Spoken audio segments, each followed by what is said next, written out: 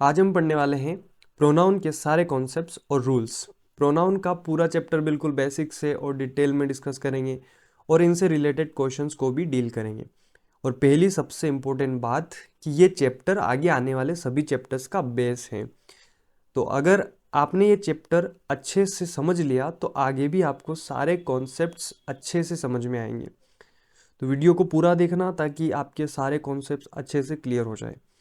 और दूसरी सबसे इम्पोर्टेंट बात ये कि ये वीडियो उन सभी स्टूडेंट्स के लिए हेल्पफुल है जो bank, SO, PO, clerk, RBI assistant, SSC, MTS, CGL, CHSL, CPO, stenographer या इवन किसी भी डिफेंस एग्जाम की तैयारी कर रहे हैं। और trust me guys, you want regret after watching this video till the end. और मैं आपको प्रोनाउन के जितने भी कॉन्सेप्ट्स हैं, जहाँ से भी क्वेश्चंस बन सकते हैं, वो सब कुछ डिटेल में एक्सप्लेन करूँगा। इवन आपको प्रैक्टिस क्वेश्चंस भी प्रोवाइड करूँगा।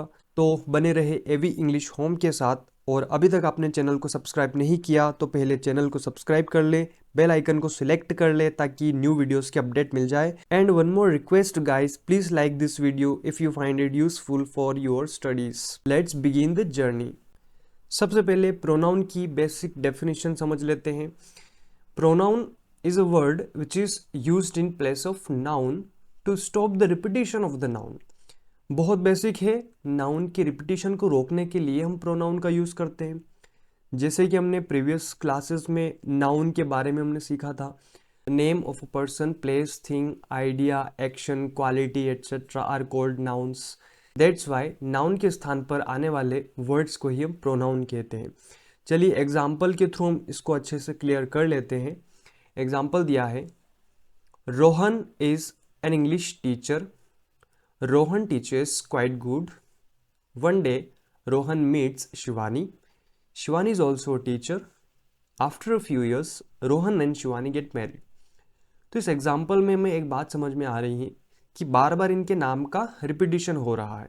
रोहन बार बार आ रहा है, उसके बाद में ये जो शिवानी नाम है ये भी रिपीट हो रहा है।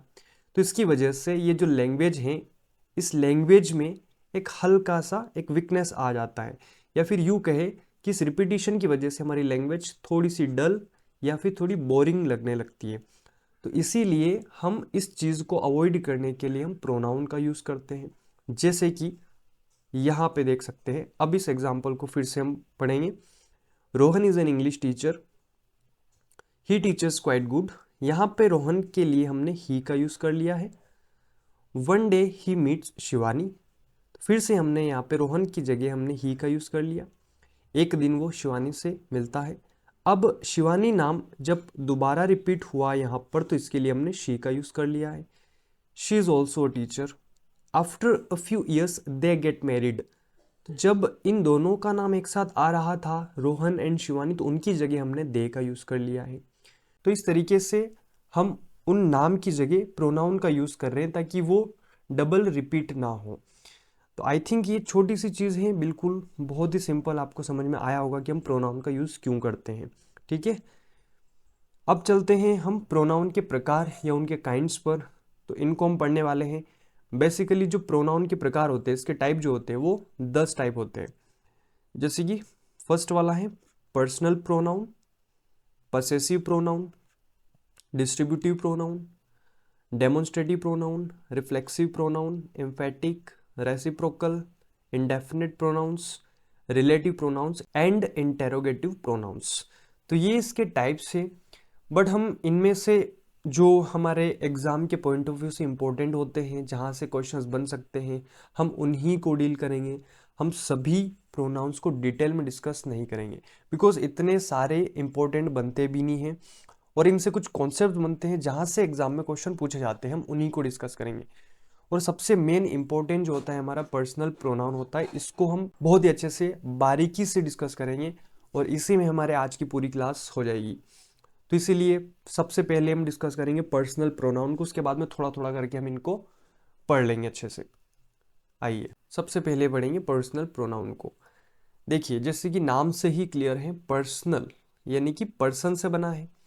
इट मीन्स कि इसमें 3 पर्सन होते हैं, फर्स्ट पर्सन, सेकंड पर्सन और थर्ड पर्सन, इसीलिए हम इसे पर्सनल प्रोनाउन कहते हैं। अब फर्स्ट पर्सन में हम जानते हैं जैसे आई और वी आता है। इनको हम फर्स्ट पर्सन की कैटेगरी में रखते हैं, यानी कि स्पीकर यानी बोलने वाला वो कहलाएगा फर्स्ट पर्सन। सेकेंड पर्सन यानी जिनसे हम बात कर रहे हैं सामने वाला, वो कहलाएगा second person, it means you. Third person जिसके बारे में हम बात कर रहे हैं, ऑफ हुम वी स्पीक, यानी कि ही, शी, इट या फिर दे, तो ये कहलाएंगे थर्ड पर्सन। अब इनके अलावा और भी फर्स्ट पर्सन की कैटेगरी में आते हैं, जैसे कि मी, माई, माइन, और जैसे कि वी का अस, अवर, अवर्स, अवर सेल्व्स, इनको भी हम फर्स्ट पर्सन की कैटेगरी में ही रखते हैं।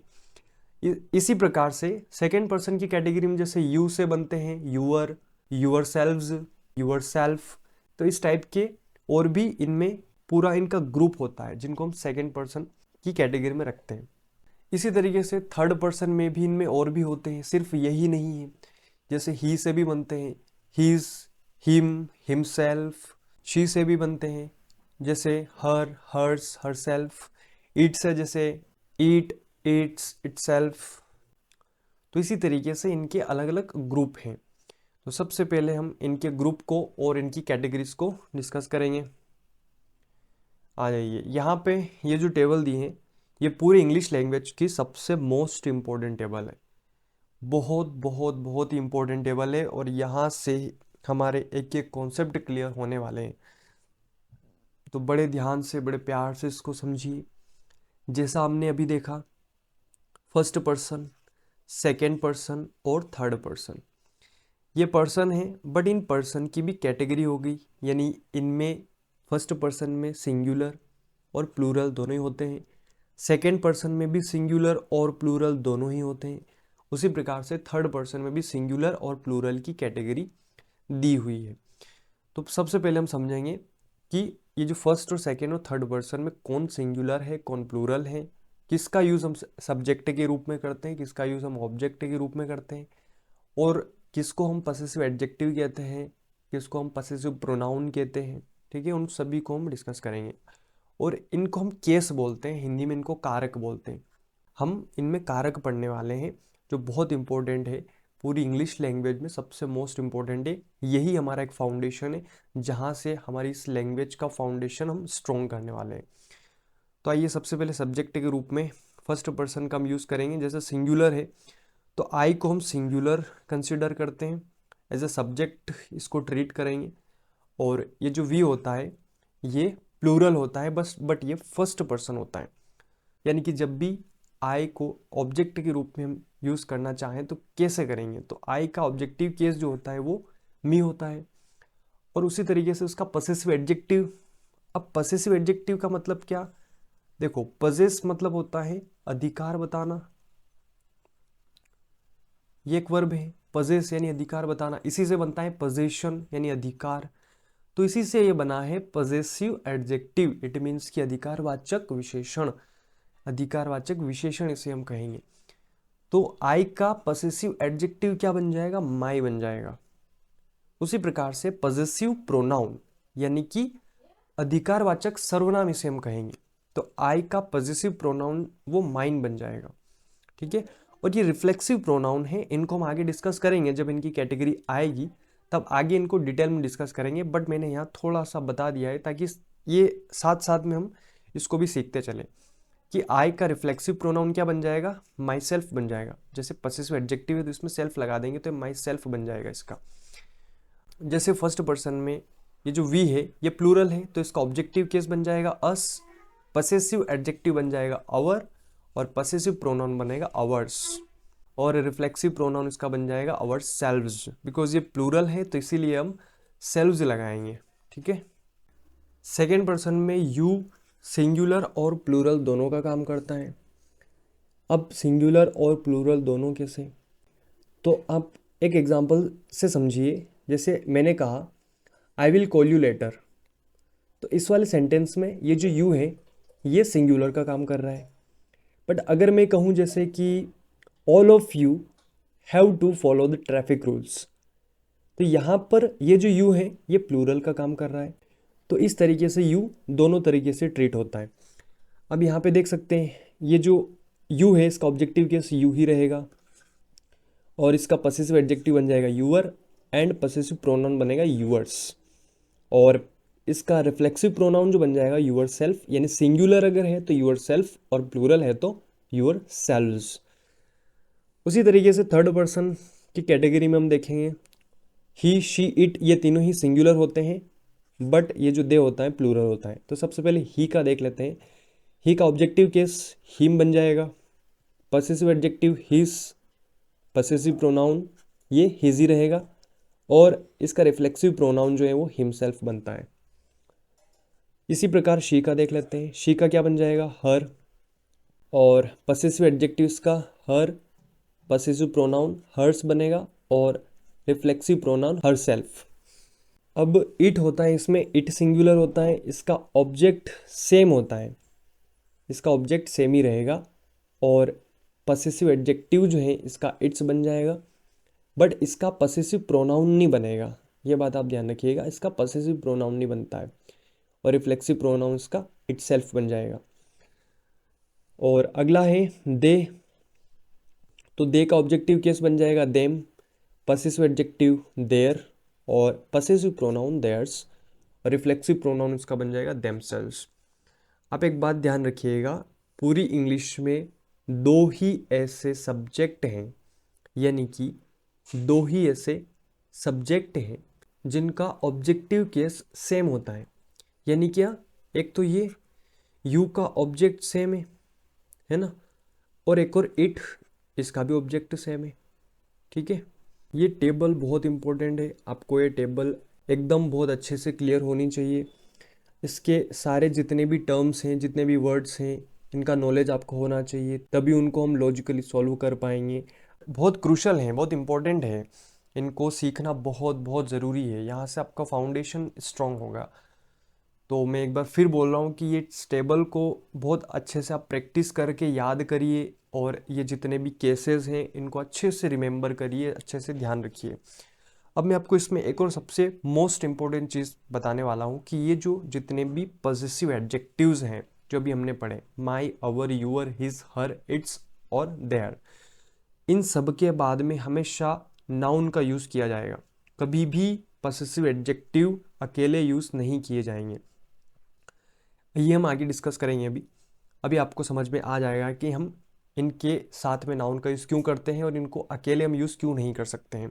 ठीक है, अब हम सीखने वाले हैं यूज़ ऑफ सब्जेक्टिव केस, यानी कि सब्जेक्ट का यूज़ हम कैसे करेंगे। देखो, जनरल एक सेंटेंस जो होता है उसमें ये तीनों चीज़ें कॉमन होती हैं, सब्जेक्ट, वर्ब और ऑब्जेक्ट। यानी सब्जेक्ट का रूप हम वर्ब के पहले करते हैं, यह तो हम सभी को पता है, बट क्वेश्चंस यहाँ से नहीं बनते हैं। तो जहाँ से क्वेश्चंस बन सकते हैं एग्जाम में, ऐसे कॉन्सेप्ट्स को हमें समझना है। तो चलिए देखते हैं। सबसे पहले यहाँ पे लिखा है if be works as a main verb then we use subjective case after that. इसका क्या मीनिंग हुआ, यानी कि बी को समझ लेते हैं। सबसे पहले बी है क्या, तो बी जो है ना हेल्पिंग वर्ब होती है, is, am, are, was, were या बी या बीन। कहने का मतलब ये जो is, am, are, was, were, be, been, ये जो होती है ना, ये कहीं ना कहीं बी की फॉर्म होती है। इनमें और भी आते हैं, हैज़, हैव, हैड, उनको भी हम इसी कैटेगरी में रखते हैं। ये जो यहाँ पे लिखी है is, am, are, was, were, be, been, अगर ये मेन वर्ब का काम करे, यहाँ पे हमने क्या लिखा है, मेन वर्ब लिखा है, यानी कि ये जो बी है अगर ये मेन वर्ब का काम करे तो इसके बाद में हम क्या यूज़ करेंगे, सब्जेक्टिव केस यूज़ करेंगे। समझ में नहीं आया, कोई दिक्कत नहीं, हम एग्जाम्पल के थ्रू अच्छे से समझ लेते हैं। हमने क्या कहा कि अगर ये बी जो है मेन वर्ब का काम करें तो इसके बाद हम ऑब्जेक्टिव केस का यूज़ नहीं करते हैं। किसका यूज़ नहीं करते हैं, ऑब्जेक्टिव केस का। ऑब्जेक्टिव केस का यूज़ हम नहीं करते हैं, किसका यूज़ करते हैं, सब्जेक्टिव केस का। चलो एग्जाम्पल के थ्रू हम इसको समझ लेते हैं। जैसे यहाँ पे दिया है it was me who had called you yester night, ये मैं था जिसने तुम्हें कल रात को कॉल किया था। देखो एग्जाम में इसी तरीके से आप कंफ्यूज किया जाता है। ये देखने में बिल्कुल सही लग रहा है, सुनने में आपको बिल्कुल एकदम करेक्ट लगेगा, बट यहाँ पे एरर है। अब वो क्या है, इसी को हम समझ रहे हैं यहाँ पे। तो इट वॉज मी, ये यहाँ पे देख सकते हैं, मी क्या है, ऑब्जेक्टिव केस है, इट क्या है, सब्जेक्टिव केस है। बहुत अच्छे से समझ में आ गई ये बात। बट ये जो वोज हैं, अब ये यहाँ पर मेन वर्ब का काम कर रहा है, बिकॉज यहाँ पे मेन वर्ब कुछ है ही नहीं। ये सब्जेक्ट है, ये सब्जेक्ट है, ये ऑब्जेक्ट है तो ये ऑब्जेक्ट है, बट ये वर्ब कहाँ गई? तो ये वर्ब इसमें है ही नहीं, बट यहाँ पे जो वोज है ये मेन वर्ब का काम कर रहा है। इसका मतलब ये जो वोज है ये बी की फॉर्म है ना, बी की ही फॉर्म है, तो ये मेन वर्ब का काम कर रहे हैं। तो इस वाले सेंस में जब भी ये जो बी की फॉर्म होती है ये मेन वर्ब का काम करें तो इसके बाद में कौन सा केस आता है? Subjective case. सब्जेक्टिव केस अभी हमने पढ़े ना, कौन से वाले, एक बार फिर से देख सकते हैं। सब्जेक्टिव केस ये I, we, you, he, she, it, they. I hope कि आपको ये चीज़ समझ में आई होगी। तो इसका करेक्ट क्या बन जाएगा? It was I who had called you yester night. बिल्कुल यही बनेगा इसका। चलिए नेक्स्ट एग्जाम्पल समझते हैं। It is him who has motivated me to be persistent, यानी कि ये वो है जिसने मुझे परसिस्टेंट रहने के लिए मोटिवेट किया। तो यहाँ पे भी हम देख सकते हैं इट क्या है? हमारा सब्जेक्ट है। हिम क्या है? ऑब्जेक्ट। किसी भी सेंटेंस में सब्जेक्ट वर्ब ऑब्जेक्ट होते हैं, तो सब्जेक्ट यहाँ पे इट बन गया है, ऑब्जेक्ट यहाँ पे हिम बन गया है। बट ये जो वर्ब है ना, ये वर्ब देख सकते हैं, वर्ब का काम कौन कर रहा है? इज। लेकिन ये इज किसकी फॉर्म है? बी की फॉर्म है ना, इसका मतलब इज यहाँ पे मेन वर्ब का काम कर रही है। तो इस वाले सेंस में हम हिम नहीं लिखेंगे बल्कि ही लिखेंगे, क्योंकि हिम का सब्जेक्टिव केस क्या होता है? ही होता है। तो ये बन जाएगा it is he who has motivated me to be persistent. मुझे उम्मीद है आपको समझ में आ रहा है। प्लीज़ मुझे कमेंट करके बताएं आपका ओपिनियन, आपको कैसा लग रहा है। और इस वीडियो को लाइक ज़रूर करें अगर आपको थोड़ा सा भी कुछ यूज़फुल लगता है, मेरी मेहनत अगर यूज़फुल लगती है तो प्लीज़ लाइक करें और अपने दोस्तों के साथ में शेयर ज़रूर करें। चलिए अगला कॉन्सेप्ट समझते हैं, use of objective case. Objective case का यूज़ समझ लेते हैं, बहुत बेसिक है। ऑब्जेक्ट का यूज़ हम कब करते हैं? जनरली सब्जेक्ट वर्ब ऑब्जेक्ट, यानी मेन वर्ब के बाद में। मेन वर्ब के बाद में ही तो हम ऑब्जेक्ट का यूज़ करते हैं। दैट मीन्स जो ऑब्जेक्टिव केस है वो वर्ब के बाद ही आएगा। बहुत सिंपल है। तो एग्जांपल देख लेते हैं यहाँ पे, इसमें तो ज़्यादा कुछ समझने वाली बात ही नहीं है ना। माई father really supported I in my studies. ये तो गलत है, आई तो होगा नहीं यहाँ पे, क्योंकि सपोर्ट मेन वर्ब का काम कर रहा है, तो इसीलिए यहाँ पे आ जाएगा me. My father really supported me in my studies. अगला देख लेते हैं, the man has identified you and I. The man has identified you and I, यानी उस व्यक्ति ने हमें पहचान लिया है। किसे? तुम्हें और मुझे। बट यू तो चलो ठीक है, क्योंकि इसका सब्जेक्ट और ऑब्जेक्ट दोनों सेम होता है, बट आई यहाँ पे रॉन्ग हो जाएगा, तो आई की जगह हमें मी लिखना पड़ेगा। तो ये बन जाएगा the man has identified you and मी। चलिए अब एक और कॉन्सेप्ट है जो कि मोस्ट इम्पोर्टेंट है, बहुत इम्पोर्टेंट है ये वाला, और इसको जानना बेहद ज़रूरी है। आप ध्यान दीजिए यहाँ पे, जब भी कभी प्रीपोजिशन आती है ना, जब भी प्रीपोजिशन आती है तो उसके बाद में ऑब्जेक्टिव केस का यूज़ किया जाता है। इसका मतलब क्या? समझ में नहीं आया कोई दिक्कत नहीं, जितनी भी प्रीपोजिशन होती है जैसे एट, इन, ऑन, अपॉन या इनटू, तो ये जो प्रीपोजिशंस है ना इनके बाद में ऑब्जेक्टिव केस का यूज़ करते हैं। तो देख लेते हैं पहले एग्जांपल्स। इसमें कोई ज़्यादा रूल्स तो है नहीं, बिल्कुल छोटा सा कॉन्सेप्ट है। आइए देखते हैं। That person was staring at you and आई। वो व्यक्ति घूर रहा था तुम्हें और मुझे, है ना। तो बड़े प्यार से इसको देखो यहाँ, स्टेयरिंग एट यू एंड आई। देखो एट प्रीपोजिशन मिल गई, तो एट के बाद में यू तो चलो ठीक है ऑब्जेक्टिव केस है, बट इस आई को देखिए आप, आई सब्जेक्टिव केस में लिखा हुआ है, तो इसको बनाना पड़ेगा ऑब्जेक्टिव केस। तो क्या बन जाएगा? That person was staring at you and me. ठीक है, अगला देखते हैं। They are going with she to the party. ऐसा हम बिल्कुल नहीं कहेंगे, अच्छा नहीं लगेगा।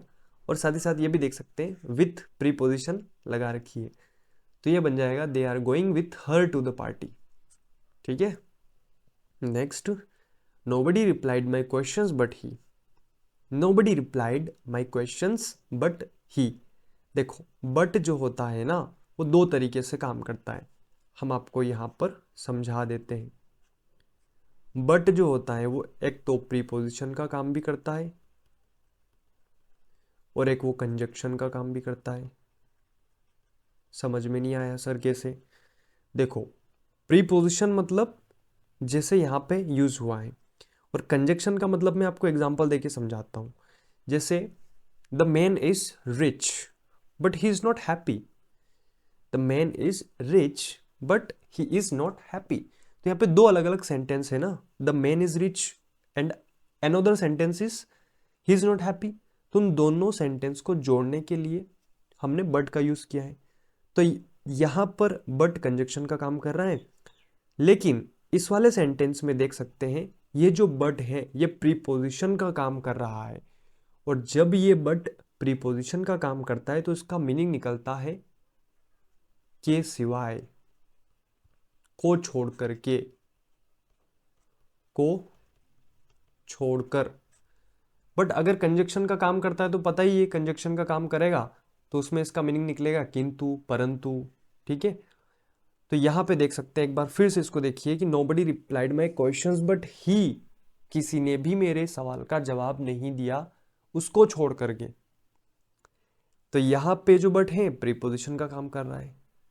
अगर ये प्रीपोजिशन का काम कर रहा है तो उसके बाद में क्या आना चाहिए? अकॉर्डिंग टू रूल देख सकते हैं ऑब्जेक्टिव केस आना चाहिए, लेकिन यहाँ पे तो सब्जेक्टिव केस लिखा है तो ही नहीं आएगा, हिम आएगा। देख सकते हैं nobody replied my questions but him.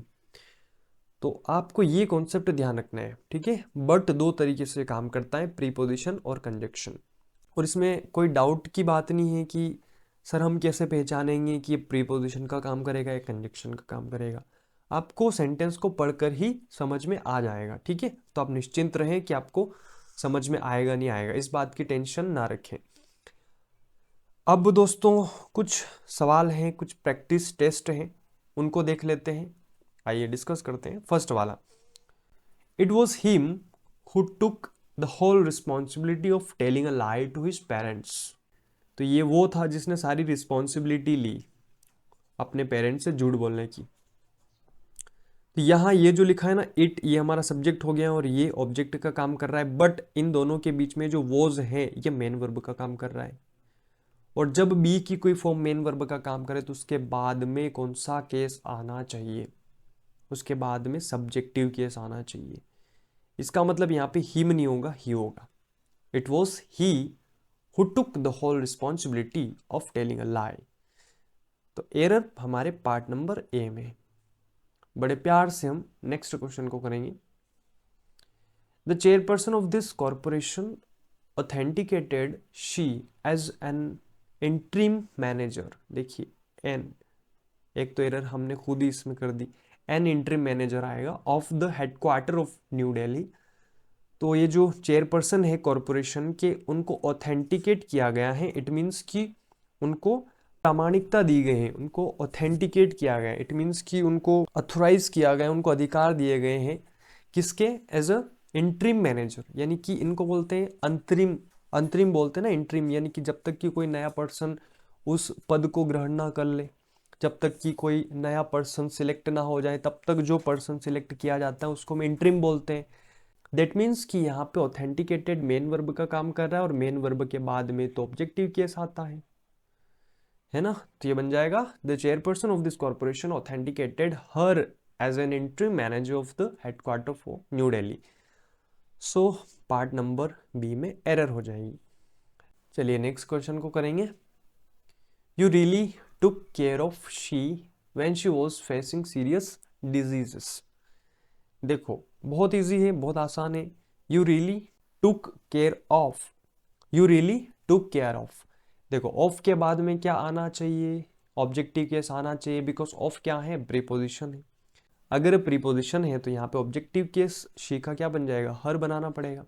तो you really took care of her when she was facing serious diseases. तो पार्ट नंबर बी में एरर हो जाएगी। चलिए हम ये करते हैं अगला।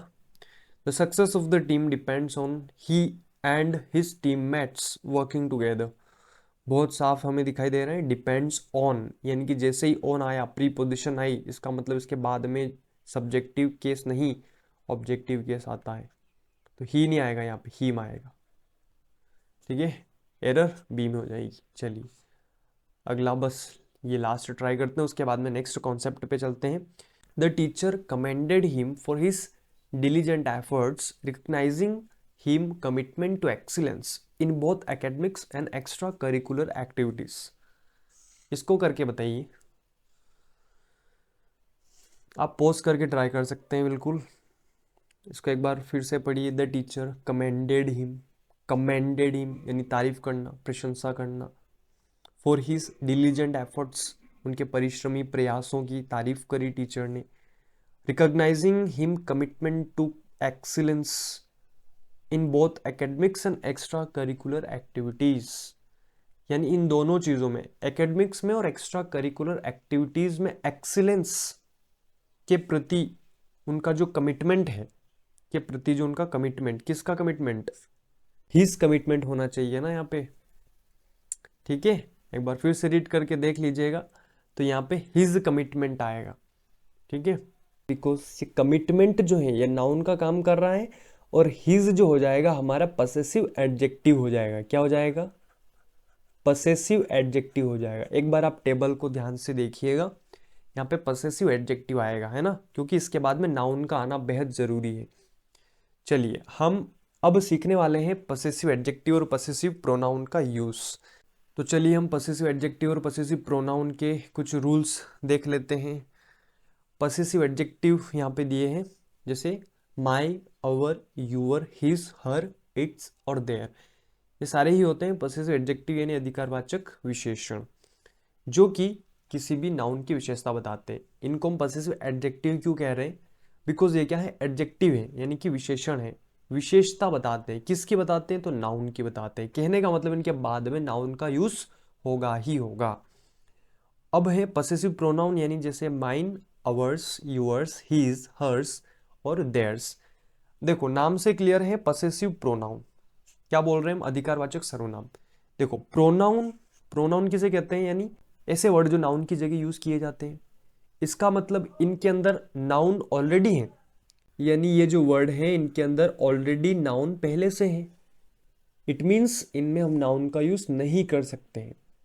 पॉसेसिव एडजेक्टिव में हमने क्या देखा, इनके साथ में नाउन का यूज होना ही होना है, बट पॉसेसिव प्रोनाउन में नहीं होगा, बिकॉज नाउन ऑलरेडी इनमें इंक्लूड है। That's why we are calling it possessive pronoun. यहाँ पे देख सकते हैं, a noun is always used after possessive adjective. Possessive adjective के बाद में एक नाउन का होना बेहद जरूरी है, बट पॉसेसिव प्रोनाउन में अ noun is never used after possessive pronoun, बिल्कुल यूज नहीं करेंगे। अब एग्जाम्पल के थ्रू इसको और अच्छे से समझ लेते हैं। देखिए जैसे हमने कहा दिस इज माई, अगर मैंने कहा कि दिस इज माई, बट ये अधूरा सा लगेगा कि मेरा क्या, यानी हमें माई के बाद में कुछ ना कुछ नाउन बोलना पड़ेगा, तो इसीलिए ये बन जाएगा दिस इज माई बुक। अगर मैं कहूँ it is our, it is our, तो ये हमारा, हमारा क्या, तो हमें बोलना पड़ेगा कि हमारा घर है, it is our house. That's why noun necessary है। आप इन सबको एक बार रीड कर लीजिए। अभी इसको समझते हैं, जैसे कि यहाँ पे लिखा है पॉसेसिव प्रोनाउन जो होता है ये इक्वल टू होता है किसके, पॉसेसिव एडजेक्टिव प्लस नाउन, यानी कहने का मतलब पॉसेसिव एडजेक्टिव ऑलरेडी इसमें होता है और नाउन इसमें ऑलरेडी होता है, तो इन दोनों के कॉम्बिनेशन को ही हम क्या बोल रहे हैं, पॉसेसिव प्रोनाउन बोल रहे हैं। यानी माइन, अगर मैं कहूँ कि दिस इज माइन, इसका मतलब ये है कि दिस इज माई बुक, क्या होगा, दिस इज माई बुक। लेकिन अगर मैं बुक रिपीट नहीं करना चाहता, अगर मैं नहीं कहना चाहता, लेकिन मैं डायरेक्ट बोलना चाहता हूँ कि ये मेरी है, यानी मैं नहीं कहना चाहता हूँ कि ये किताब मेरी है, लेकिन मैं सिंपली मैं बोल रहा हूँ कि ये मेरी है, तो मैं बोलूँगा दिस इज माइन। तो उस वाले में ये नाउन पहले से मौजूद है ना। जैसे इसको समझ सकते हैं, अगर मैं कहूँ दिस इज आवर हाउस, अगर मैंने क्या कहा दिस इज आवर हाउस, तो यहाँ पर ये देख सकते हैं आवर और हाउस, लेकिन अगर मुझे हाउस को नहीं बोलना, मुझे डायरेक्ट कहना है कि ये हमारा है, तो इस वाले सेंस में मैं क्या बोलूँगा, दिस इज अवर्स। तो इसमें क्या इंक्लूड है, अवर तो है ही, लेकिन नाउन भी तो इंक्लूड है, हाउस, ये भी समझ सकते हैं, है ना। जैसे मैं कहूँ कि दिस इज यूर पेन, मैंने क्या कहा, दिस इज यूर पेन, लेकिन अगर मुझे कहना डायरेक्ट कि ये लो ये तुम्हारा है, तो मैं यहाँ पे बोल सकता हूँ this is yours. I hope कि आपको ये कॉन्सेप्ट क्लियरली समझ में आ गया होगा, ठीक है।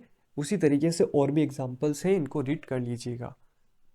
अब हम इनसे रिलेटेड कुछ और कॉन्सेप्ट्स या फिर यूं कहें क्वेश्चंस हैं, उनके साथ में हम डील कर लेते हैं। चलिए प्रैक्टिस टेस्ट पे हम आ गए हैं और सबसे हम पहले वाले को पढ़ेंगे। देखो इनमें कोई एरर नहीं है, हम पहले बता देते हैं। Mine is an old book, यानी जो मेरी वाली है वो पुरानी किताब है। कहने का मतलब, माइन का मतलब यहाँ पे क्या हुआ, माइन यानी कि माई बुक। माइन में क्या छुपा हुआ है, माई प्लस कोई ना कोई नाउन। अब यहाँ पे नाउन की बात की जा रही है, तो नाउन कौन सा हो सकता है, बुक, बुक ही होगा, है ना। My book is an old book, ऐसा हम कहेंगे। लेकिन बुक के रिपीटेशन से बचने के लिए तो हम प्रोनाउन का यूज कर रहे हैं, और ये कौन सा प्रोनाउन है, ये कौन सा प्रोनाउन है, पसेसिव प्रोनाउन है, पसेसिव प्रोनाउन है, ठीक है। जैसे अगला देखते हैं, yours are lazy friends. Yours ये भी पसेसिव प्रोनाउन है, और इसमें क्या छुपा हुआ है, यूअर प्लस नाउन, यानी कि यूअर अब नाउन की जगह इस वाले सेंटेंस में क्या है, फ्रेंड्स है, देख सकते हैं। इसका मतलब your friends are lazy friends, है ना। लेकिन हम फ्रेंड्स को दोबारा रिपीट नहीं करना चाहते हैं, तो इसीलिए हम क्या बोल रहे हैं, यूअर्स आर लेजी फ्रेंड्स, ठीक है। अगला देखते हैं, ours is a beautiful relationship, है ना।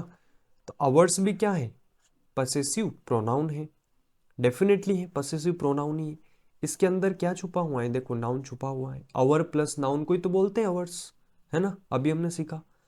तो हमारे पास इस सेंटेंस में नाउन की जगह क्या है, बहुत सिंपल है, रिलेशनशिप, है ना।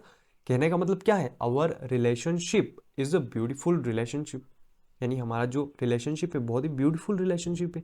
बट हम रिलेशनशिप को दोबारा रिपीट नहीं करना चाहते, इसीलिए हम क्या बोल रहे हैं, ours is a beautiful relationship, ठीक है। नेक्स्ट वाला, जैसे his is a friendly behaviour.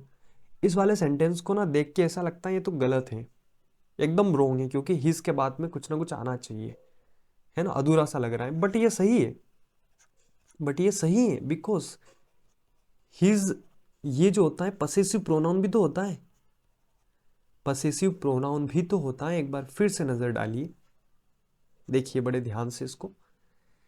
His जो होता है ना, पसेसिव प्रोनाउन भी तो होता है, और हिज जो होता है ये पसेसिव एडजेक्टिव भी होता है। तो ये दोनों कंडीशन में सेम होता है, तो आपको थोड़ा ध्यान रखना पड़ेगा, ठीक है। तो बिल्कुल सही है, तो ये दोनों का काम करेगा, पसेसिव एडजेक्टिव का और पसेसिव प्रोनाउन का भी। तो यहाँ पे नाउन की जगह क्या है, बिहेवियर है। It means his behaviour is a friendly behaviour, but behaviour को रिपीट नहीं करना चाहते हैं, तो इसीलिए हम डायरेक्टली हम क्या बोल रहे हैं, his is a friendly behaviour. तो मुझे उम्मीद है आपको ये वाला कॉन्सेप्ट भी अच्छे से समझ में आया होगा। चलिए हम नेक्स्ट क्वेश्चन को कर लेते हैं।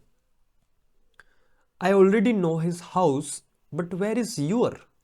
देखो यहाँ पे बोलने में थोड़ा सा अजीब लगेगा, I already know his house, मैं उसके घर को पहले से ही जानता हूँ, बट वेयर इज योर्स करना पड़ेगा ना। लेकिन आपका घर कहाँ है, हमने क्या कहा, यूअर। यूअर तो क्या है, पसेसिव एडजेक्टिव है, क्या है, पसेसिव एडजेक्टिव है। बट पसेसिव एडजेक्टिव के बाद में तो नाउन का आना कंपलसरी है, जरूरी है। तुम्हारा, तुम्हारा क्या बोलना पड़ेगा हमें। तो इसीलिए वो जो नाउन है वो हाउस है, लेकिन हाउस को हम रिपीट नहीं करना चाहते, तो इसी की जगह हम पसेसिव प्रोनाउन का यूज करेंगे, यूअर्स। तो ये बन जाएगा, I already know his house but where is yours. I think ये आपको क्लियर हुआ होगा। ये देखते हैं, our products are delivered, our products are delivered while mine order has not yet come. देख सकते हैं माइन ऑर्डर, माइन क्या है, माई प्लस नाउन, है ना। लेकिन नाउन ऑलरेडी आ रहा है, देख सकते हैं ऑर्डर, यानी मेरा ऑर्डर अभी तक नहीं आया है, हैज नॉट येट कम। तो हमें यहाँ पे ज़रूरत किसकी थी, सिर्फ माई की ज़रूरत थी, हमें पॉसेसिव एडजेक्टिव की ज़रूरत थी, माई ऑर्डर करना पड़ेगा इसको, माई नहीं होगा। तो एरर कुछ इस तरीके से बन सकती है, ठीक है, आपको ध्यान देना है। इस वाले को देखते हैं। Despite the challenges the team managed to overcome all obstacles with hers exceptional team work skills. दोस्तों यहाँ पे ध्यान से देखिए कहाँ पे एरर लग रही है। डिस्पाइट द चैलेंजेस, चैलेंजेस के बावजूद the team manage to overcome all obstacles, सारे ऑब्स्टिकल, सारी बाधाओं को कम किया टीम ने, है ना, यानी कि चैलेंजेस होने के बावजूद भी। With her exceptional team work, उसका एक्सेप्शनल टीम वर्क स्किल्स, यानी कि यहां पे करना पड़ेगा सिर्फ हर, क्योंकि हर क्या है, पॉसेसिव एडजेक्टिव है, और ये हमारा नाउन बन जाएगा एक्सेप्शनल टीम वर्क स्किल। तो स्किल्स ये है हमारा नाउन और ये है हमारे एडजेक्टिव्स, तो ये हमारा पॉसेसिव एडजेक्टिव हो जाएगा। हर्स क्या है, तो हर्स पॉसेसिव प्रोनाउन है ना, हर प्लस नाउन, लेकिन नाउन तो ऑलरेडी है तो इसीलिए हर लगाना पड़ेगा। मुझे उम्मीद है आपको समझ में आ रहा होगा। अब हम सीखने वाले हैं कुछ कंपैरिजन करने के लिए जो वर्ड यूज किए जाते हैं, ज़्यादा नहीं है, सिर्फ 2 ही हम इसमें सीखने वाले हैं। सबसे पहला है एज और एज, इसका यूज हम कंपैरिजन के लिए करेंगे। नोट में क्या लिखा है देख लेते हैं। Comparison always happens between two equal things, यानी कंपैरिजन किन दो चीज़ों के बीच में होगा, जो इक्वल होंगी, बराबर होंगी, यानी दो बराबर चीज़ों के बीच में ही तो कंपैरिजन होगा। और अगर वो चीज़ें इक्वल नहीं है तो उनका कंपैरिजन भी नहीं होगा। सिंपल है, unequal things can not be compared. तो ये चीज़ आपको ध्यान रखना है कि अगर कोई दो बराबर चीज़ें हैं तो उनके बीच में ही कंपैरिजन पॉसिबल है। अगर अनइक्वल चीज़ें होंगी तो फिर वहाँ पे कंपैरिजन नहीं होगा, ठीक है। एग्जाम्पल के थ्रू इसको समझते हैं। पहला दिया है they are as fast as me, they are as fast as me, है ना, यानी कि वे उतने तेज हैं जितना कि मैं। कंपैरिजन किस किस के बीच हुआ है, दे और मी के बीच में हुआ है ना। बट क्या ये इक्वल है, क्या देख सकते हैं, दे क्या है, सब्जेक्टिव केस है, दे सब्जेक्टिव केस है, लेकिन मी क्या है, ऑब्जेक्टिव केस है। कहने का मतलब मी को भी सब्जेक्ट बनाना पड़ेगा, है ना। तो ये बन जाएगा they are as fast as I. हमने इसको सब्जेक्ट क्यों बनाया, अभी हमने क्या सीखा, दो इक्वल चीज़ों के बीच में ही कंपैरिजन होगा ना। अगर ये सब्जेक्ट है तो ये भी सब्जेक्ट बनाना पड़ेगा, बस। तो इसको भी हमने सब्जेक्ट बना दिया। देखो पढ़ने में ना ये थोड़ा अजीब लग सकता है, आपको ऐसा लग सकता है कि नहीं ये तो गलत है, बट यही सही है। अकॉर्डिंग टू ग्रामर यही सही होता है। They are as fast as I, है ना। अगला देखते हैं, he is as tall as her, he is as tall as her, यानी कि वो उतना लंबा है जितना कि वो। यहां पे कंपैरिजन हुआ है ही और हर के बीच में, बट ही तो सब्जेक्टिव केस है और हर ऑब्जेक्टिव केस है, तो कंपैरिजन नहीं हो सकता, दोनों ही अनइक्वल चीजें। तो इसका मतलब हमें हर को क्या बनाना पड़ेगा, शी बनाना पड़ेगा।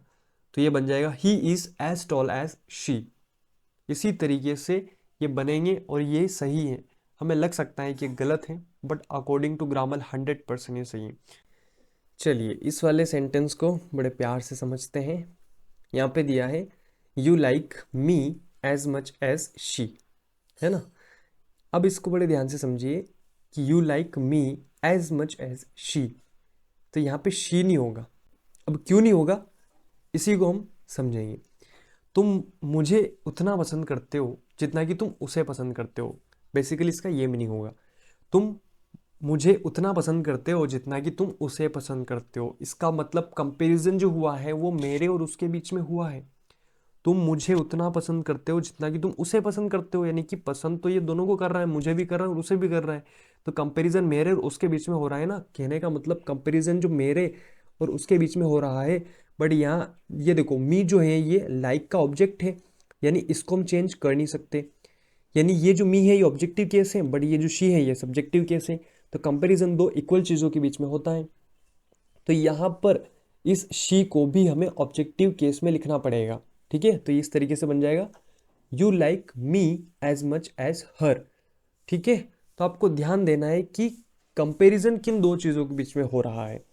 और अगर आपको ये चीज़ समझ में नहीं आई है तो कोई दिक्कत नहीं, मैं आपको एक दूसरा तरीका भी बताता हूँ कि जैसे मान लीजिए इस तरीके से कंपैरिजन हुआ है, तो आपको देखना सबसे पहले जो लास्ट में हमारा जो भी सब्जेक्ट या ऑब्जेक्ट लिखा है ना, इससे पहले हमें देखना है कि इसका कंपैरिजन किसके साथ में हुआ है ना, यही देखना है बेसिकली। तो इसका कंपैरिजन किसके साथ में हुआ है ये देखना है। तो लास्ट से देखेंगे सेंटेंस के कि सबसे पहले सब्जेक्टिव केस आता है या ऑब्जेक्टिव केस। तो यहां से देखेंगे सबसे पहले हमें मिला मी, तो मी क्या है, ऑब्जेक्टिव केस है। लेकिन ये यू, तो यू तो यहाँ पे सब्जेक्टिव केस है। तो हमें काम किससे है, मी से है, क्योंकि सबसे पहले हमें कौन मिला, मी मिला। तो इसका मतलब कंपैरिजन किससे हो रहा है, मी से हो रहा है डेफिनेटली। तो ये एक कॉन्सेप्ट है, ये भी आप समझ सकते हो कि हमें अगर पहचानना है कि कंपैरिजन किन दो चीज़ों के बीच में हुआ है तो सेंटेंस के लास्ट से शुरू करना है। ठीक है, यानी उस चीज़ को छोड़ करके, उस सब्जेक्ट को छोड़ के जिसके साथ में हम कंपैरिजन कर रहे हैं, कंपैरिजन यहाँ पे शी के साथ में कर रहे थे, तो इसको छोड़ करके यहाँ से शुरू करना है और सबसे पहले देखना है कि हमें सब्जेक्टिव केस मिलता है या फिर ऑब्जेक्टिव केस। तो इस तरीके से हमें ऑब्जेक्टिव केस मी मिलता है और इन दोनों के बीच में कंपैरिजन हो रहा है, तो ये सेंटेंस कुछ इस तरीके से बन जाएगा। ठीक है, आई होप कि आपको ये चीज़ अच्छे से क्लियर हुई होगी। अब चलते हैं नेक्स्ट वाले कॉन्सेप्ट पे। इसमें हम देन को सीखेंगे। देन का यूज़ भी कंपैरिजन करने के लिए ही किया जाता है। ठीक है, चलिए एग्जाम्पल को समझते हैं। She is more beautiful than me, यहाँ पे लिखा है she is more beautiful than me. ये दिखने में बिल्कुल सही लग रहा है, इसमें कोई एरर नहीं है, दिखने में सही लग रहा है, लेकिन डेफिनेटली यहाँ पर एरर है, उसी को हम समझेंगे। यहाँ पे लिखा है she is more beautiful than me, comparison हुआ है शी और मी के बीच में, बट शी सब्जेक्टिव केस है और मी क्या है, ऑब्जेक्टिव केस। इसका मतलब क्या, दोनों ही इक्वल होने चाहिए। तो अगर शी सब्जेक्टिव केस है तो मी को भी सब्जेक्टिव केस बनाना पड़ेगा। तो ये इस तरीके से बन जाएगा, she is more beautiful than I. लेकिन ऐसा हम बोलते नहीं है, स्पोकन में ऐसा बोलते नहीं है।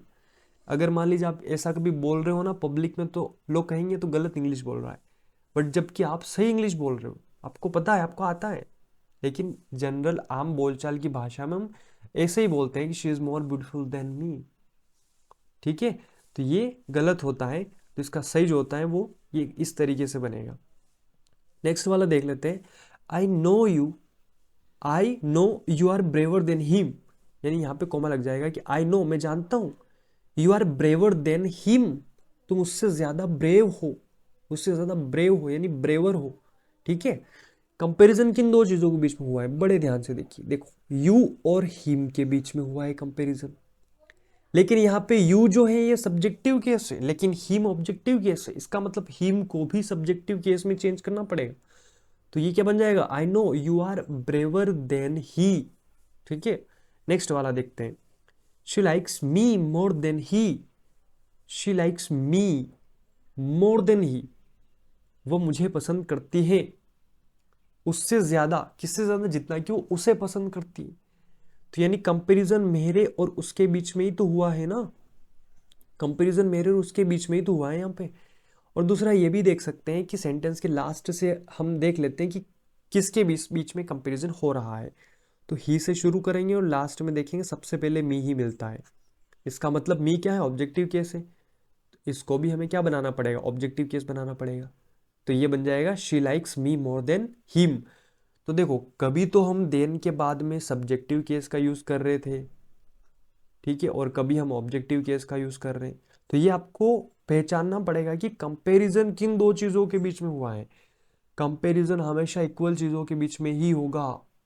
ठीक है, इक्वल पर्सन के बीच में ही कंपैरिजन होगा, तो ये पहचानना पड़ेगा। ठीक है, आई होप कि आपको ये वाली चीज समझ में आई होगी।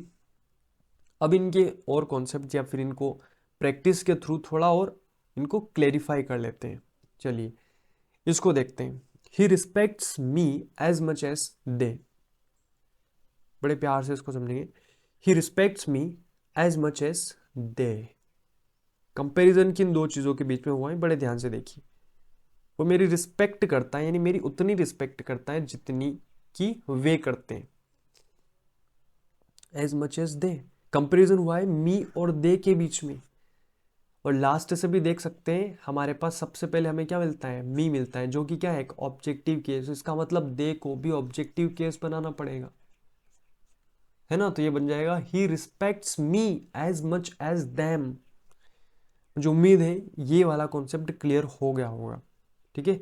एक और ये समझते हैं, she scored more than me in the mains examination. She scored more than me, यहां पे लिखा है देखो, शी स्कोर्ड, उसने स्कोर किया है, मोर देन ज्यादा, किससे, मुझसे ज्यादा किया है। तो यहाँ पे शी और मी के बीच में कंपैरिजन हुआ है, तो शी सब्जेक्टिव केस है तो मी भी सब्जेक्टिव केस होना चाहिए। मुझे उम्मीद है दोस्तों आपको समझ में आ रही होगी ये चीजें। चलिए अगला देखते हैं। Last month he also lost money as much as we. Last month, पिछले महीने, उसने उतने ही पैसे गंवाए जितने कि हमने गंवाए। कहने का मतलब तो ये, इसका मतलब उसने गंवाए और हमने भी गंवाए। कंपैरिजन किस किस चीज के बीच हो रहा है, ही और वी के बीच हो रहा है ना। तो डेफिनेटली ये बिल्कुल सेंटेंस सही है, कोई दिक्कत नहीं। यहाँ पे सब्जेक्टिव केस है और यहाँ पे भी सब्जेक्टिव केस है, इसमें कोई भी एरर नहीं है ना। तो सेंटेंस 100% करेक्ट है। चलिए, हमने पहले फर्स्ट पर्सन, सेकंड पर्सन और थर्ड पर्सन को डिस्कस किया था, है ना। अब उनका हम ऑर्डर सीखने वाले हैं। जो हमने पर्सनल प्रोनाउंस जो पढ़े ना, first person, second person, third person, अब उनका ऑर्डर हम पढ़ने वाले हैं। हमने देखो क्या पढ़ा था, एक बार फिर से इसको रिवाइज कर लेते हैं। हमने स्टार्टिंग में क्या पढ़ा था, फर्स्ट पर्सन, सेकंड पर्सन और थर्ड पर्सन। फर्स्ट पर्सन में कौन कौन आते हैं, आई, वी, प्लस इनके साथ में इनका पूरा ग्रुप भी है, ठीक है।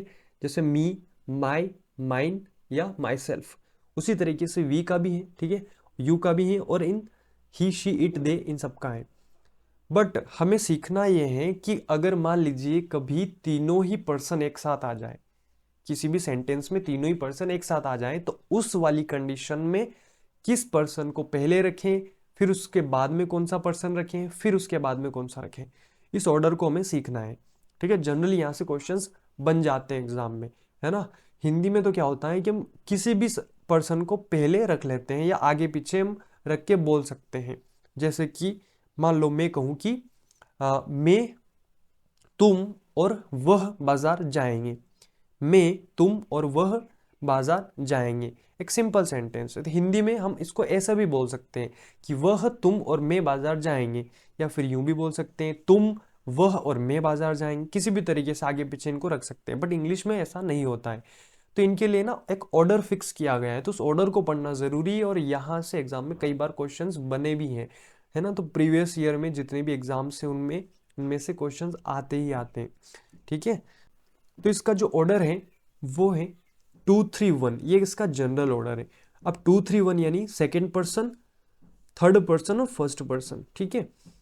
तो ये एक इसका बेसिक सा जनरल ऑर्डर है। इसका मतलब कि अगर कोई भी सेंटेंस एक सिंपल फॉर्मेट में दिया है या फिर उसके अंदर ऐसी कोई नेगेटिव बात नहीं की गई है, तो एक साधारण सा सेंटेंस है, सिंपल सेंटेंस है, एक जनरल सेंटेंस है, तो उस वाले सेंटेंस में जो ऑर्डर होगा पर्सनल प्रोनाउंस का वो होगा 2-3-1, यानी सेकेंड पर्सन को पहले रखेंगे, सेकेंड पर्सन को पहले रखेंगे, फिर हम थर्ड पर्सन को रखेंगे और फिर हम फर्स्ट पर्सन को रखेंगे, यानी खुद को हम सबसे आखिरी में रखते हैं, है ना। अब ये खुद को हम इस तरीके से ऑर्डर हमने क्यों बनाया है, क्योंकि जो इंग्लिश लैंग्वेज है ना, ये काफ़ी रिस्पेक्टिव लैंग्वेज है, काफ़ी पोलाइट लैंग्वेज है। तो इसीलिए हम खुद को ना सबसे आखिरी में रखते हैं। जब भी हम कोई अच्छी बात करेंगे, कोई भी अगर सेंटेंस हम कहेंगे ना, तो उसमें हम खुद को आखिरी में ही रखेंगे, और सामने वाले को हम सबसे पहले रखेंगे, क्योंकि जिससे हम बात कर रहे हैं ना, तो वो सबसे ज़्यादा स्पेशल है ना। तो सबसे ज़्यादा उसकी वैल्यू है, सामने वाले को हम इज्जत देते हैं, रिस्पेक्ट देते हैं, तो इसीलिए हम यू को पहले रखेंगे। फिर हम रखेंगे थर्ड पर्सन को, क्योंकि थर्ड पर्सन को भी हम रिस्पेक्ट देंगे, है ना। और बाद में रखेंगे हम खुद को, ठीक है, खुद को हम बाद में रखेंगे। तो ये हमारी हिंदी लैंग्वेज जैसा नहीं है कि हम खुद को सबसे पहले रखेंगे उसके बाद में बाकी सब आएंगे, तो ऐसा नहीं है, ठीक है। अब दूसरा ऑर्डर यहाँ पे दिया है 1-2-3 का। अब ये क्या है, ये देखो कन्फेशन। देखो सबसे पहले इस वर्ड को समझ लेते हैं, कन्फेस। कन्फेस करना मतलब कि अपनी गलती स्वीकार करना, यानी कि कोई गलती या फिर कोई अपराध, कोई दोष स्वीकार करना, उसे एक्सेप्ट करना, कन्फेस करना, ठीक है, आपकी भूल गलती को मान लेना, एक्सेप्ट कर लेना, इट मीन्स कि कन्फेस कर लेना। तो यही से बना है कन्फेशन। कन्फेशन मतलब क्या, कि भूल, अपराध या गलती को मान लेना, कन्फेशन, ठीक है। तो उसी से बना है कन्फेशनल ऑर्डर। इट मीन्स कि जब किसी सेंटेंस में कहीं पर भी कन्फेशन की बात की जाए, किसी भी भूल, गलती, अपराध, माफी, क्षमा, उसका जिक्र किया जाए, तो उस वाले सेंस में ऑर्डर जो होगा 1 2 3 हो जाएगा, ठीक है। यानी उस वाले सेंस में हम खुद को पहले रखेंगे। जैसा हमने क्या कहा, इंग्लिश क्या है, एक पोलाइट लैंग्वेज है, तो इसीलिए हम खुद को उसमें आगे रखेंगे, फिर सामने वाले पर्सन को रखेंगे, सेकंड पर्सन को, और फिर हम थर्ड पर्सन को रखेंगे। तो इस तरीके से कुछ ऑर्डर ये बन जाएगा 1 2 3, ठीक है। तो आइए इनसे रिलेटेड कुछ क्वेश्चंस हैं, उनको देख लेते हैं और इनके थ्रू इनको और अच्छे से डीपली हम इनको समझ लेते हैं। चलिए, फर्स्ट वाला दिया है, he, you and I are going to celebrate this Diwali together. देखो, हमें पर्सनल प्रोनाउन का ऑर्डर मेंटेन करना है ना।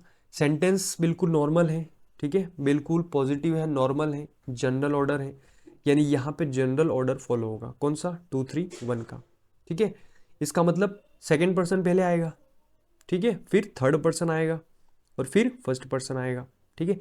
इसका मतलब ये ही जो है उठकर चला जाएगा यहाँ पे बीच में, तो ये बन जाएगा you, he and I are going to celebrate this Diwali together, ठीक है। अब एक चीज और मन में आ रही होगी कि सर आई के बाद में तो एम यूज किया जाता है ना, आर यूज कैसे हो रहा है, आई के साथ में तो एम आता है, बट यहां पर इन तीनों की बात की जा रही है, तो ये तो प्लूरल है ना, तो प्लूरल है, इसीलिए यहाँ पे आर का यूज हुआ है, बहुत सिंपल है। चलिए नेक्स्ट है, these books are being distributed between me and you. देखो, जो ऑर्डर हम पहले सब्जेक्टिव केस में फॉलो कर रहे थे ना, वही ऑर्डर हम ऑब्जेक्टिव केस में भी फॉलो करेंगे, ठीक है, वो हर जगह फॉलो होगा। ये सेंटेंस देखने में बिल्कुल एकदम नॉर्मल लग रहा है, सबसे पहले these books are being distributed between, अब उसके बाद में ये देखो ऑब्जेक्टिव केस आ रहे हैं, है ना। बट इनका जो ऑर्डर है, ऑर्डर देख सकते हैं क्या होना चाहिए, अकॉर्डिंग टू 2 3 1 क्या होना चाहिए। देखो, सेकंड पर्सन को पहले होना चाहिए, फिर थर्ड पर्सन, लेकिन थर्ड पर्सन नहीं है तो फिर कौन आएगा, फर्स्ट पर्सन। कहने का मतलब, ठीक है, आगे पीछे हो सकता है, अगर कहीं कोई एक मिसिंग है तो ऑर्डर वही रहेगा, ऑर्डर चेंज नहीं होगा। तो यू को हम पहले रखेंगे और मी को बाद में रखेंगे, ठीक है ना, ये बन जाएगा यू एंड मी। अगला है, both you and I have committed that crime. देखो, सेंटेंस को पढ़कर समझ में आ रहा है कि इसमें किसी क्राइम की बात की जा रही है, ठीक है। बोथ यू एंड आई, सामने वाले व्यक्ति को ब्लेम कर दिया हमने डायरेक्टली, तो ऐसा हम नहीं करेंगे, बिकॉज इंग्लिश में पोलाइटनेस शो करना होती है ना, तो हम खुद को सबसे पहले रखेंगे। तो ये जो बन जाएगा ऑर्डर 1 2 3 का बनेगा, तो 1 यानी आई को पहले रखेंगे, तो ये बन जाएगा आई एंड यू। अब यहाँ पे थर्ड पर्सन नहीं है, इसका मतलब कोई दिक्कत नहीं, हमें ऑर्डर यही फॉलो करना है। तो 1 यानी आई पहले आएगा, फिर यू बाद में आएगा, तो both I and you have committed that crime, ठीक है। नेक्स्ट देखते हैं, the police have arrested you, him and me for theft, ठीक है। The police have arrested you, him and me for theft. Theft यानी कि चोरी के लिए पुलिस ने तुम्हें, उसे और मुझे गिरफ्तार कर लिया है। देखो, अरेस्ट करने की बात हो रही है, यहाँ पे चोरी की बात हो रही है, इसका मतलब इसमें एक नेगेटिव सेंस है, ठीक है। कुछ ना कुछ इन्होंने अपराध किया है, कुछ ना कुछ जुर्म किया है, तो इसीलिए यहाँ पे जो ऑर्डर होना चाहिए, कौन सा ऑर्डर होना चाहिए, 1 2 3 का ऑर्डर होना चाहिए। बाकी बिल्कुल ये सही लिखे हैं, इनका ऑब्जेक्टिव केस ही होगा, क्योंकि यहाँ पे वर्ब आ रही है, ये भी देख सकते हैं वर्ब के बाद में ऑब्जेक्टिव केस आता है, तो बिल्कुल सही लिखे हैं, arrested me, you and him, ठीक है। तो ये करेक्ट इसका बन जाएगा, the police have arrested me, you and him for theft, ठीक है। अब नेक्स्ट चलते हैं, इस वाले को देखते हैं, helping each other gives a sense of satisfaction, helping each other gives a sense of satisfaction, that's why I and he have helped the needy ones in this winter। क्या यहाँ पे गलती है, क्या एरर हमें लग रही है, ठीक है। एक दूसरे की हेल्प करना हमें क्या देता है, एक सेंस ऑफ सेटिस्फेक्शन देता है, बिल्कुल सही है, दैट्स वाई, और इसीलिए हमने क्या किया, मदद करी है उन लोगों की जिनको ज़रूरत है इस विंटर में। तो यहाँ पे देख सकते हैं जो ऑर्डर है ना इनका पर्सनल प्रोनाउन का, इस ऑर्डर को देखिए। एक जनरल सेंटेंस है, जनरल बात बोली गई तो इनका ऑर्डर भी जनरली फॉलो होगा। तो 2 3 1 का ऑर्डर होना चाहिए, तो अकॉर्डिंग टू द ऑर्डर 2 3 1 यहाँ पे सेकंड पर्सन पहले आना चाहिए, बट सेकंड पर्सन नहीं है, कोई दिक्कत नहीं। थर्ड पर्सन देख लेते हैं, थर्ड पर्सन बिल्कुल है, तो थर्ड पर्सन को हम पहले लिखेंगे, उसके बाद में हम फर्स्ट पर्सन को लिखेंगे, ठीक है। तो कुछ इस तरीके से ऑर्डर बन जाएगा ये। तो helping each other gives a sense of satisfaction, that's why he and I have helped the needy ones. तो ये इतनी छोटी छोटी एरर्स भी बनती है, एग्जाम में यहाँ से भी बन सकते हैं। अगला देखते हैं। The verdict has been declared on Monday by the court in which you he and I are held guilty for the bribery. Bribery बोलते हैं रिश्वत को या घूसखोरी को बोलते हैं ना। तो द वर्डिक्ट यानी कि फैसला जो है वो सुनाया गया है कोर्ट के द्वारा मंडे को, इन विच जिसमें तुम, वो और मैं दोषी पाए गए हैं, आर हेल्ड गिल्टी, है ना। तो सबसे पहले ये जो सेंटेंस है इसमें कहीं ना कहीं एक नेगेटिव सेंस की बात हो रही है, कहीं ना कहीं जो ये गिल्ट की बात हो रही है ना, अपराध की बात हो रही है। तो इसीलिए इसका जो ऑर्डर है वो बन जाएगा 1 2 3। तो ये क्या बन जाएगा, in which I, you and he are held guilty for the bribery. मुझे उम्मीद है ये वाला कॉन्सेप्ट आपको अच्छे से क्लियर हुआ होगा। तो आज का ये जो पर्सनल प्रोनाउन है ये पूरे तरीके से कंप्लीट होता है। हमने पूरे इस प्रोनाउन को अच्छे से डीपली टच किया है। इसके अलावा और भी कॉन्सेप्ट्स अगर बच जाते हैं तो उनको फिर हम प्रैक्टिस, जब क्वेश्चन की प्रैक्टिस करेंगे तो उनमें हम डील कर लेंगे, ठीक है। बट वैसे ये सारे ही जो कॉन्सेप्ट्स हैं ये बहुत ही डीपली हमने टच किए हैं और इनमें सारी एग्जाम्स कवर हो जाएंगी। इनमें इतना डीप नहीं आता है बट फिर भी हमने हर एक चीज़ को अच्छे से डीपली कवर किया है। तो मुझे उम्मीद है आपको ये अच्छे से समझ में आया होगा और आप एक बार इसको फिर से रिपीटेडली भी आप देख सकते हैं कॉन्सेप्ट्स को समझने के लिए। और मुझे उम्मीद है कि आपको सारी चीज़ समझ में आ रही हैं और साथ ही साथ आप मुझे कमेंट करके ज़रूर बताएं, अपना ओपिनियन ज़रूर दें, फीडबैक ज़रूर दें और चैनल को सब्सक्राइब कर लें, वीडियो को लाइक कर लें, बेल आइकन को प्रेस कर लें, ठीक है। और जिन्होंने नाउन की क्लासेस नहीं देखी हैं तो प्लीज़ नाउन की क्लासेस देख सकते हैं और इसका नेक्स्ट पार्ट में जल्द देख के आने वाला हूँ। तो बने रहें एवी इंग्लिश होम के साथ। अब मिलते हैं नेक्स्ट वीडियो में, तब तक के लिए बाय बाय, ख्याल रखिए अपनी हेल्थ का और मिलते हैं नेक्स्ट वीडियो में। जय हिंद, जय भारत।